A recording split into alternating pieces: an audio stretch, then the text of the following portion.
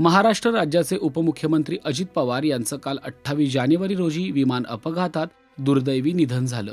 अवघ्या महाराष्ट्राचे ते दादा होते. अजितदादांचं हे अचानक जाणं संपूर्ण देशाच्या जिव्हारी लागलं. हा धक्का अद्याप महाराष्ट्र पचवू शकलेला नाही.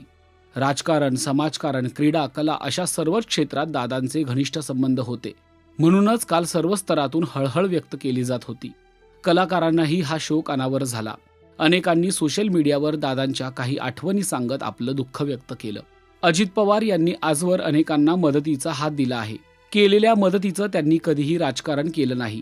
कलाकारांच्या पाठीशी ते कायम भक्कमपणे उभे राहिले. आर्थिक मदत असो की कलाकारांचे प्रश्न, प्रत्येक वेळी दादा कलाकारांसोबत उभे राहिले. अशीच एक आठवण ज्येष्ठ अभिनेत्री वंदना गुप्ते यांनी सांगितली आहे.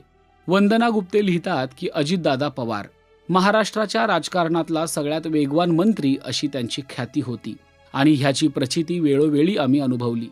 बारामतीला नाट्यसंमेलन झालं त्यावेळी त्यांच्या घरी आयोजित केलेल्या भोजन समारंभात अत्यंत जिव्हाळ्याने आम्हाला आग्रह करून महाराष्ट्राच्या वेगवेगळ्या चवींचे खाद्यपदार्थ नाट्यकर्मींना त्यांनी खाऊ घातले. राजकारणात व्यस्त असूनही कलेवर, कलाकारांवर त्यांनी खूप प्रेम केलं.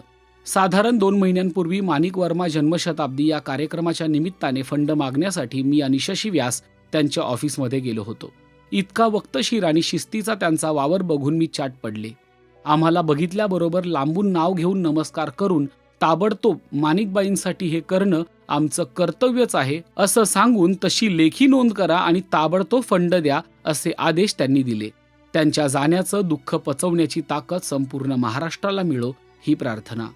अजितदादा तुमच्यासारखे तुम्हीच, अशा शब्दात वंदना गुप्ते यांनी आपल्या भावना व्यक्त केल्या आहेत.